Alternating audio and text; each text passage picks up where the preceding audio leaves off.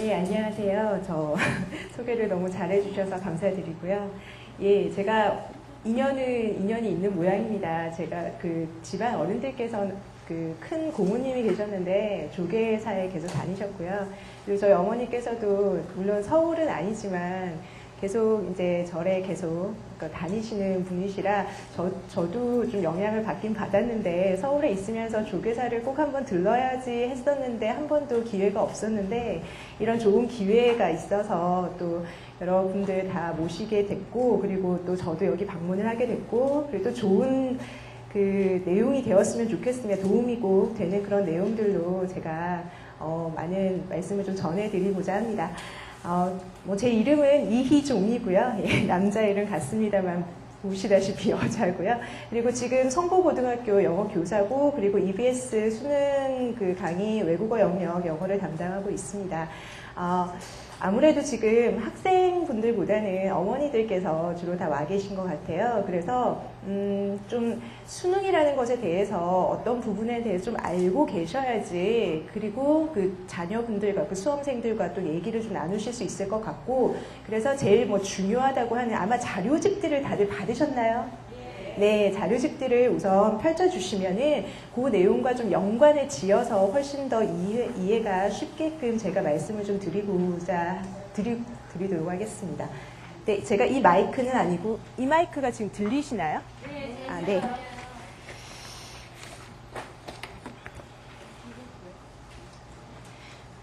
죄송합니다. 제가 여기 이렇게 불당이 들어오는 줄 모르고 실례를 무릅쓰 맨발이라서 너무 먼저 양해를 구하고요.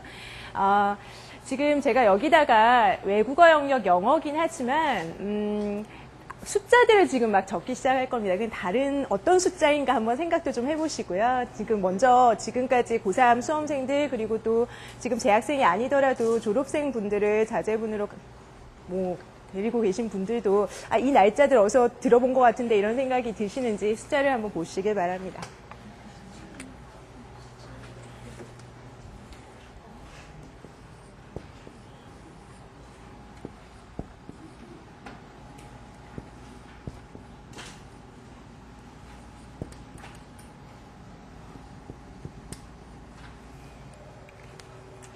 아마 날짜 같아 보이시긴 하실 거고요. 금방 제가 또 말 중에 날짜라고 말씀을 드렸던 것 같은데 이 6월 10일이라는 날짜는 혹시 어떤 날짜로 기억들을 하고 계신가요? 예, 6월 모의평가를 쳤던 날이고요. 혹시 글씨 크기가 이 정도면 되시겠는지요? 저 뒷분에서. 예, 제가 글씨가 어떻게 작으면 말씀을 해주세요. 그리고 7월 2일은 바로 그 6월 모의평가의 성적표가 나왔던 날짜입니다. 그리고 8월 10일은 다름이 아니라 늘상 지금에 와서 이슈가 되고 있는 것은 수능을 100일 앞둔 시점이 8월 10일이고요. 그리고 9월 2일은 제가 지금 오늘 강의에 있어서 거의 그 포커스를 맞춰줘야 되는 그런 날짜이기도 한데 6월 모의평가 마찬가지로 평가원에서 두 번째로 치르게 되는 9월 모의평가가 되겠습니다. 그리고 뭐 11월 18일은 다들 아시겠지만 대망의 수능일이 되겠고요.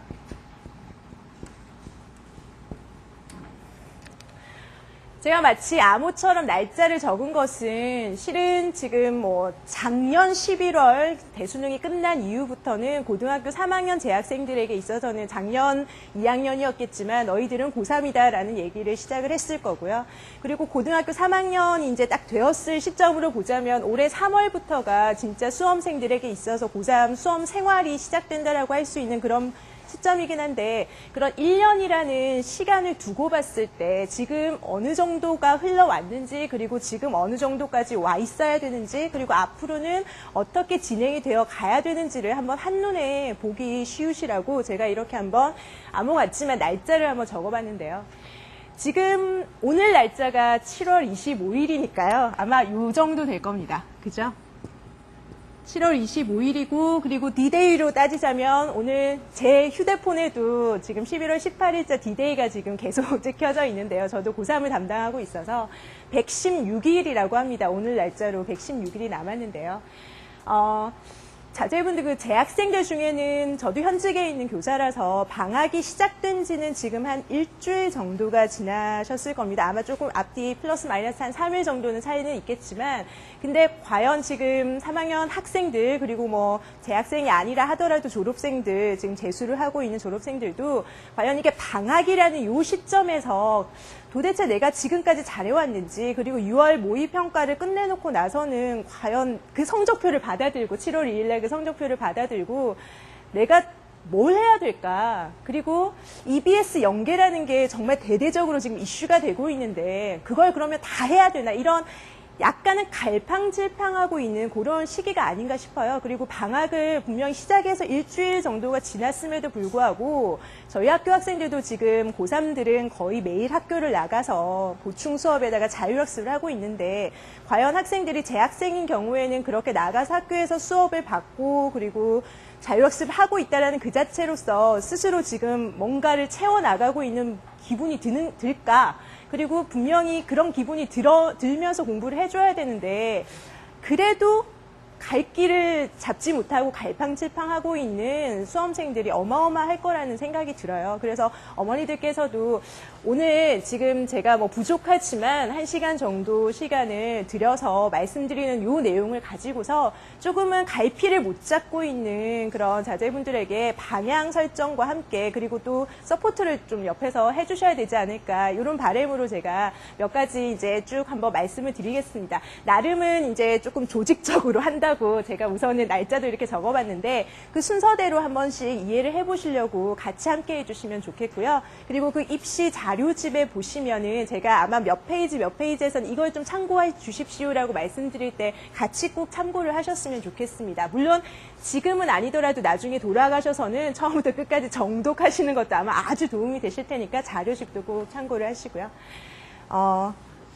우선 6월 모의평가 얘기부터 좀 하겠습니다. 6월 모의평가를 끝내놓고서 학생들의 반응은요, 3가지 정도로 요약을 해볼 수가 있는데요. 첫 번째는 이게 뭐 학생들과의 그런 대화상에서 나오는 표현이니까 조금 낯설더라도 아 저런 말이구나라고 생각을 해주시면 좋겠습니다. 우선은 약간 반말 같은데요. 애들이 이렇게 표현을 합니다. 깨더라. 시험지를 받아보고 나니까 완전 깼다. 뭐 이런 표현을 썼거든요. 이게 깨더라고. 두 번째는 길더라라는 반응이 있었습니다. 길더라라는 것은 아무래도 길이 자체가 길어진다라는 거겠죠. 그리고 세 번째는 어머니들께서도 6월 모의평가에 대한 이해가 조금 필요하실 것 같아요. 제가 9월 모의평가에 대한 예상 언급을 할 때는 그래서 제가 짤막하게나마 그 평가를 좀 해보도록 하겠습니다. 학생들의 반응이에요. 이게 깨더라, 길더라, 그리고 점점점 같더라라는 것은 제가 똑같더라라는 얘기를 안 쓴 까닭을 조금 이따 설명을 해드리겠는데요. 들어본 것 같더라. 본 것 같더라라는 그게 결국에는 이제 EBS 연계랑 관련 지어서 얘기가 진행이 돼야 될 부분인데 우선 첫 번째부터 설명을 좀 드리겠습니다. 깨더라라는 거는 학생들이 그 듣기평가 17문항까지는 괜찮은데 18번부터 독해 지문이 시작되는데 학생들에게 있어서 수험생들은 18번 문항 이렇게 얘기를 하면 보통 지층 추론 문항 이렇게 나올 정도로 유형이 좀 고정화되어 있어서 예상을 할 수가 있는 정도였어요. 그런데 이번에 18번 문항은 지층 추론이 아니었고요. 목적을 추론해야 되는 그런 문제 유형이 18번에 등장을 하고 그리고 늘상 보던 문제들이 사라진 문항들도 있었고요. 그리고 좀 학생들이 너무나도 어려워하는 그 빈칸 추론이라고 보통 표현을 하는 그런 유형이 있는데 그런 문항은 또 늘어나고 하는 예상과는 달랐던 부분들. 참고로 저희 학교 한 학생은 시험을 보고 난 다음에 저에게 문자로 저 선생님 시험지가 인쇄가 잘못된 줄 알았습니다. 그래서 바꿔달라고 했습니다라고 할 정도로 상당히 예상 밖의 그런 문제 유형, 그 문항들의 배치라든가 그러한 부분들, 그 문항 수라든가 이런 부분들이 예상 밖이었다라는 거였습니다. 그리고 길더라라는 것은 뭐 글자 그대로인데요. 단어 수 자체가 좀 단어가 길어진 게 아니라 단어 수 자체가 늘어나긴 했습니다. 그런데 지금 뭐 출제를 담당하고 있거나 아니면 현재 교사 입장에서 봤을 때는 작년 대수능 외국어 영역에 비해서는 크게 달라지진 않은 부분이었는데요. 체감적으로 이게 길게 느껴진 까닭은 원래 외국어 영역에 그림들이 한 3페이지에 걸쳐서 하나씩은 나타났었거든요. 근데 듣기 평가의 그림이 앞 페이지에 있었고 뒷페이지 넘기니까 나오고 그 다음에는 늘상 보던 그림이 하나쯤 나와줘야 되는데 독해지문의 그림이 사라졌어요. 평가원에서는 그걸 신유형으로 바꿨다라고 지금 조금 이따가도 설명을 드리겠지만 근데 학생들은 아무래도 페이지 여백상 그림이라도 하나쯤 더 있으면은 좀 덜 부담스러울 텐데 있던 그림도 없어지면서 모조리다. 우리말도 아닌 영어 단어로 빼곡하게 채워져 있는 독해지문들이 양 사방을 다 채워놓고 있다 보니까 체감 난이도라고 얘기를 하죠. 체감적으로 허걱하는 이런 학생들의 반응이 나올 수밖에 없었습니다. 그러면 아무래도 처음부터 긴장을 하고 보게 되면은 늘상 잘하던 학생들도 좀 막히는 경우도 생기고요. 그런 부분에서 그 길이감이 주는 중압감, 이게 좀 심상치 않았었고요. 그리고 세 번째 같더라라는 것은 아마 여러분들의 그 자제분들께서도 어디서 본 거 나왔어요 이런 얘기가 한 번쯤 나왔을 것 같은데 EBS 연계를 정말 50%라는 것을 지켜주셨습니다. 평가원에서. 그러니까 6월 모의평가에서 50%라고 아예 그 보도를 하고 나서 출제를 했고요. 그렇게 되면은 9월달 그대로 9월은 60%를 연계하겠다. 그리고 순차적으로 갔을 때 대수능은 70%를 연계하겠다라고 하는 약속을 반드시 지키실 것 같다라는 생각은 듭니다. 왜냐 했더니 이 50%라는 것이 거의 25문항이 정말 쉽게 얘기하면 EBS의 교재에 나왔던 것들을 다 참고를 하셨거나 아니면 거의 그대로 가지고 가셔서 출제를 하신 건 맞습니다. 그래서 본 거는 같다, 들은 건 같더라 하는데 이제 문제점이 뭐냐 하면 분명히 보고 들었으면은 정확하게 정답을 찾아내야 되는데 보고 들은 것 같더라라고 적어놓으신 거를 잊지 말아주세요. 같더라까지만 되고 수험생들이 그걸 정확하게 정답을 찾아내고 풀었다라는 경우는 거의 또 천차만별이었다라는 거죠. 분명히 교재를 가지고 공부를 해서 같더라까지는 갔는데 나는 왜 틀렸을까 하는 문제점을 나중에 어떻게 공부를 해서 그것을 보완해야 될지를 제가 설명을 좀 드리도록 하겠습니다. 자, 이런 내용이 학생들의 반응이었고요. 그리고 7월 2일이 아닌 그 6월 10일 당일날 그 평가원에서 발표를 한 게 또 있었습니다. 정말 우리는 이런 식으로 문제를 출제했다라고 그들이 분석한 것은 무엇이냐. 학생들의 체감은 이런데 그들의 분석은 이 부분을 아마 좀 잘 들어주셔야 될 것 같아요. 왜냐하면 앞으로도 그렇게 할 것이다라고 지금 얘기를 해주신 거니까요. 첫 번째, 그 평가원에서 나오신 분과 저도 직접 얘기를 좀 나눠봤었는데 이 부분에 대해서 상당히 많은 강조를 하셨습니다. 이 깨더라는 거 도대체 뭘 강조를 하셨나. 틀을 깨겠다. 근데 틀을 깬다라는 것을 신유형으로서 계속 출제를 새롭게 하겠다는 게 아니라 늘상 고정관념으로 가지고 있던 것을 좀 버릴 줄 알아야지 앞으로 9월달 모의평가라든가 대수능에 대비가 될 것이다라고 강조를 하셨습니다. 그러니 지금까지 늘상 나왔던 유형이 반드시 나올 것이다라는 예상도 하지 말라. 그리고 만약 6월달에 출제가 되지 않았다라고 해서 9월달 모의평가에 출제가 또 안 될 것이다라는 예상도 하지 말아라. 그렇게 말씀을 하셨어요. 직접. 그렇게 되면 신유형을 그럼 9월달에 내실 겁니까? 대놓고 한번 여쭤봤었어요. 신유형을 내실 겁니까? 근데 신유형까지는 아니지만 지금 수능이 거의 15년 역사가 넘거든요. 지금껏 출제되었던 유형들 중에서 6월에 안 나왔다고 9월에 안 나온다라는 보장은 없다라는 거죠.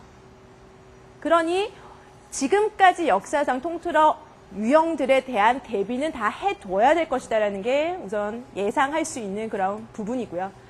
그리고 새로운 신유형은 아니겠지만 6월 달에 평가원에서 실험적으로 시도한 신유형이 한 2가지 정도는 있었습니다.